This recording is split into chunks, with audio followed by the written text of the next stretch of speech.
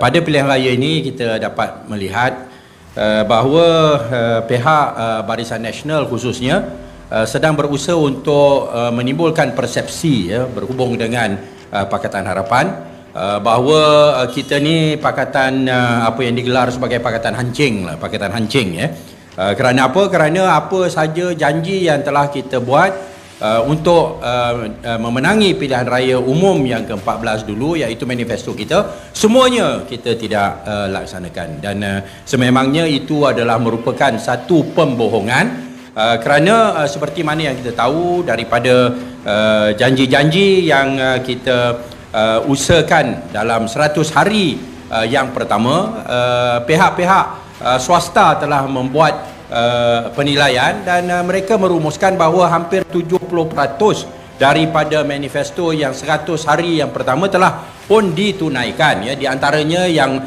terawal yang kita laksanakan ialah penghapusan GST. Baru-baru ni Najib di dalam parlimen dia masih lagi mengkritik Pakatan Harapan kerana tidak melaksanakan GST. Dia kata Pakatan Harapan hanya pandai nak belanja sahaja, tapi tak pandai nak kutip duit. Kutip duit tu maksudnya ialah tambah pencukaian, kerana seperti mana yang kita semua tahu, bila kita laksanakan GST maka cukai akan bertambah, walaupun ianya disasarkan kepada golongan yang tertentu, tetapi akhirnya pendapatan kerajaan ditambah daripada pencukaian terhadap rakyat. Dan memang GST kita telah mansuhkan, kita tolak, kita tak nak laksana. Dan begitu juga ada beberapa lagi yang kita janjikan di dalam manifesto kita, termasuklah soal EPF untuk suri rumah, yang semuanya dalam proses, walaupun kita tak dapat laksanakan dalam tempoh 100 hari, tetapi memang kita telah usahakan, dan ada juga benda-benda yang akhirnya telah diteruskan oleh pihak yang mengganti kita, walaupun dia adalah sebahagian daripada kita pada asalnya, tetapi telah mengkhianati kita. Termasuklah soal hutang peneroka Felda yang telah kita janjikan dalam manifesto kita, tapi dalam 100 hari kita tak dapat laksanakan, tetapi ianya telah dilaksanakan oleh pihak Perikatan Nasional yang menciplak daripada manifesto kita, kerana tempoh masa untuk melaksanakannya tak sempat. Kita hanya dapat 22 bulan, tetapi memang usaha untuk melaksanakan, dan memang kita ambil berat tentang soal apa yang kita janjikan dalam manifesto kita. Bukan kita hanya menabur janji-janji yang kosong, termasuklah soal nak runding balik, kaji balik projek-projek mega yang telah ditawarkan secara direct nego oleh pihak Kerajaan Barisan Nasional. Ni Tok Mat, Mak Hassan, Negeri Sembilan, baru-baru ni dia buat video, dia kata inilah Pakatan Harapan, bila dia ambil alih dia bergaduh, dia nak cari gaduh dengan China lah, gaduh dengan India lah, gaduh dengan Singapura lah, ECRL tu nak gaduh dengan China lah. Lalu mana orang nak datang nak melabur kat Malaysia? Sebenarnya orang tak nak labur kat Malaysia bukan kerana kita berunding balik, kontrak-kontrak yang telah diberikan oleh Najib kepada syarikat-syarikat yang besar daripada luar negara, tetapi mereka tak nak melabur oleh kerana mereka melihat bahawa negara kita ni dah ramai dikuasai oleh golongan kleptokrat. Nak dapat kontrak kena sogok, nak dapat lesen kena sogok, semua kena sogok. Maka inilah yang menjadi topik hangat yang dibincang di seluruh dunia. Bukan soal kita runding balik ECRL, kerana bila kita runding balik ECRL kita dapat persetujuan daripada syarikat negara China. Kita nak kurangkan kos kerana ekonomi kita tak seperti mana yang kita jangka pada asalnya. Ada banyak hutang piutang yang telah disorok oleh Najib sebagai contingent liability, iaitu dia kata ni hutang ni bukan kerajaan, tapi hutang ni syarikat yang ambil, tapi syarikat tu ambil tapi dijamin oleh kerajaan. Seperti 1MDB, kita tahu 1MDB dia tak boleh bayar, maka akhirnya kerajaan kena bayar. Oleh kerana itu kita ambil sebagai hutang negara. Lalu tuan-tuan dan puan-puan, yang saya nak sampaikan ini ialah janganlah kita terpengaruh dengan propaganda pihak Barisan Nasional yang mengatakan bahawa kita ni janji-janji kosong saja.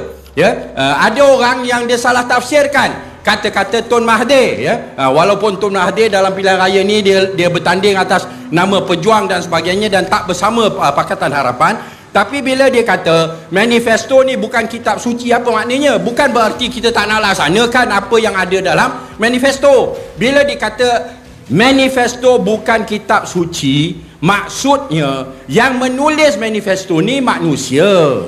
Kitab suci ni diwahyukan oleh Allah. Allah Maha mengetahui. Maka tidak akan ada silap dan kekurangan dalam kitab suci. Tapi dalam manifesto, kita ingat duit banyak.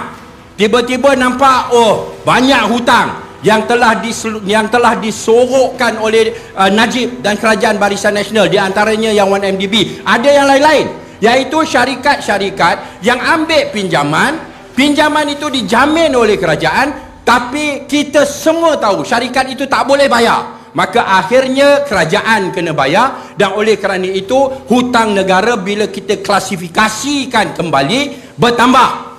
Ni pun Najib dalam parlimen dia bantai kita. Dia kata, oh, dulu zaman dia hutang hanya 680 bilion. Bila Pakatan Harapan ambil alih jadi 1 trilion. Betul lah, kerana ada banyak hutang yang kamu sorok. Lalu bila kita ambil alih, ada benda-benda yang kita tak boleh buat immediately. Ya, sebagai contoh, ya, soal nak hapuskan hutang Peneroka Felda dan sebagainya. Tetapi setelah kita pulihkan ekonomi sikit demi sedikit, akhirnya ianya dapat dilaksanakan, alhamdulillah. Ya, tapi bukan oleh kita. Walaupun bukan oleh kita, tetapi ianya merupakan manifesto kita. Ya, maka tuan-tuan dan puan-puan, jangan kita terpengaruh dengan propaganda mereka. Saya boleh janjikan, dan saudara Adli pun boleh janjikan, saudara Mahfuz pun boleh janjikan, apa jua yang kita nyatakan dalam manifesto, kita berusaha sedaya upaya untuk laksanakannya. Ya, mungkin oleh kerana ianya kali pertama, ada banyak yang kita janjikan, kita tak dapat maklumat yang tepat, maka kita tak dapat laksanakan sekarang, ya, ataupun semasa kita jadi kerajaan. Tapi usaha untuk melaksanakannya memang ada kesungguhan, memang ada usaha yang berterusan untuk memenuhi apa yang kita janjikan. Dan seperti mana yang saya sebutkan tadi, ada penganalisa yang bebas, yang swasta, yang mengatakan bahawa sebenarnya Pakatan Harapan telah pun menunaikan 70% daripada janji-janji yang dalam 100 hari itu, ya. Walaupun yang lain tak dapat dilaksanakan lagi, tetapi ianya adalah bukti bahawa kita berusaha sedaya upaya, ya.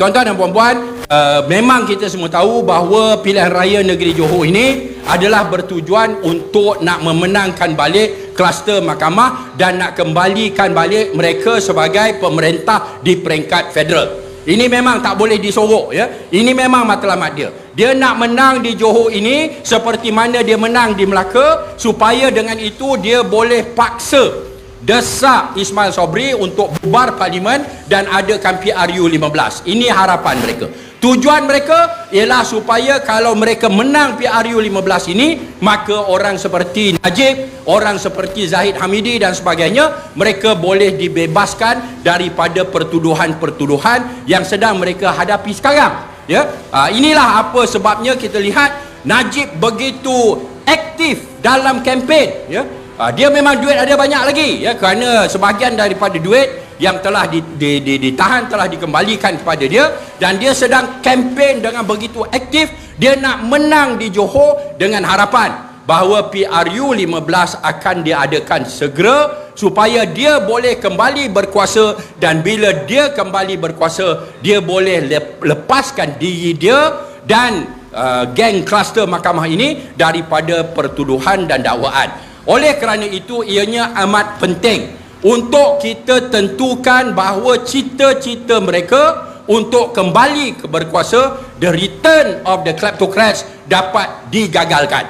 Maka negeri Johor ni memang mempunyai peranan yang cukup penting. Ya, kalau kita nak elak daripada keadaan di mana negara kita kembali dikuasai oleh golongan yang tidak ada sifat amanah, yang tidak kisah, ya, soal rompak, curi, menyeleweng, ya, dan sebagainya, dan kita nak selamatkan negara kita, kita kena tentukan bahawa di negeri Johor ini, this is where everything stops.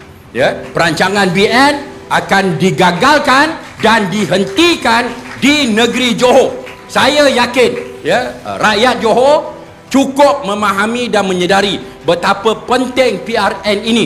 Ianya bukan sekadar untuk nak memilih kerajaan untuk 5 tahun di negeri Johor, kerajaan negeri Johor untuk 5 tahun. Ianya juga bertujuan untuk menentukan keputusan bila nak adakan PRU 15 ini. Kalau mereka menang seperti mana mereka menang di Melaka, na'udzubillah min zalik, maka mereka akan percepatkan PRU 15 kerana mereka yakin bahawa mereka telah berjaya mendapatkan kembali keyakinan rakyat Malaysia. Walaupun kes Najib tak ada orang boleh pertikai, tak ada orang boleh pertikai, walaupun baru-baru ni dia orang ada keluarkan video lah, dia kata alah Najib dia masih lagi belum habis proses rayuan dia, masih ada lagi satu lagi level, iaitu mahkamah persekutuan, mahkamah federal, one more level of appeal. Anwar Ibrahim, dia kata Anwar Ibrahim didapati bersalah, masuk penjara dan sebagainya, lepas tu diampun. Tapi kesnya berbeza. Kenapa? Kerana kes Anwar ianya berpaksikan saksi-saksi dan mangsa-mangsa yang membuat pengakuan secara lisan. Sejauh mana mangsa-mangsa dan saksi-saksi itu memberikan kenyataan yang benar, kita boleh pertikai. Tapi dalam kes Datuk Seri Najib, paper trailnya, bukti-bukti hitam putih atas kertas, akaun banknya yang terima duit pada tahun 2016 dan sebagainya, tak ada orang boleh reka-reka. Ini bukan pembohongan, ini bukan fitnah. Tak ada orang boleh reka-reka bukti akaun bank yang telah menerima 2.5 juta. Tak ada orang boleh reka-reka. Paper trailnya jelas dan nyata. Tapi tengok pada Najib, cara dia bergerak, cara dia bercakap, macam seolah-olah dia tak buat apa-apa salah. This is betul-betul lah prinsip malu apa bosku. Tak tahu malu langsung. Dan Barisan Nasional pun boleh bangga dengan dia sebagai pemimpin, sehingga melantik dia sebagai pembahas pertama. Pembahasan titah diraja di dalam parlimen. Bila saya dengar, saya terkejut. Tak ada orang lain ke? Tapi ini semua petanda apa yang kita katakan, satu usaha nak kembali berkuasa oleh golongan kleptokrat. Bukan saja-saja kita reka untuk nak takut-takutkan rakyat. Tidak. It is true. It is a fact. Inilah usaha mereka, dan mereka nak gunakan pilihan raya negeri Johor sebagai testing ground. Kalau boleh menang, lebih-lebih lagi dengan Najib memain peranan yang begitu utama dalam kempen-kempen bagi Barisan Nasional, maka mereka dia akan mampu untuk memimpin Barisan Nasional kembali dalam pilihan raya umum PRU ke-15, dan dia akan ditonjolkan sebagai calon Perdana Menteri kembali. Dan kita, kalau itu berlaku, kita boleh lihatlah satu malapetaka yang akan menimpa negara Malaysia, di mana semua orang, pelabur-pelabur, sama ada di negara, luar negara, dalam negara, akan hilang keyakinan terhadap negara Malaysia. Tuan-tuan dan puan-puan yang dihormati sekalian, ada juga malangnya orang yang kata, aku tak kisahlah ni kes rasuah ni. Apa yang aku nak ialah pekerjaan bagi aku, pekerjaan bagi anak aku. Dia tak faham rasuah ni dan kemampuan kerajaan untuk menghasilkan pekerjaan ada hubung kait yang direct. Kalau hilang 100 juta oleh kerana rasuah, maka 100 juta itu tak boleh diguna pakai untuk membina sekolah atau membina hospital. Ni yang saya sebut dalam parlimen baru-baru ni. Bayar bunga untuk pinjaman 1MDB saja dianggarkan 2.7 bilion setahun. Kan kalau bila orang dengar 2.7 bilion ni, dia rasa lah kecil je, 2.7 je. 2.7 bilion setahun, tuan-tuan.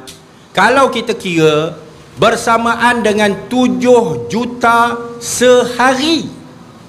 7 juta sehari.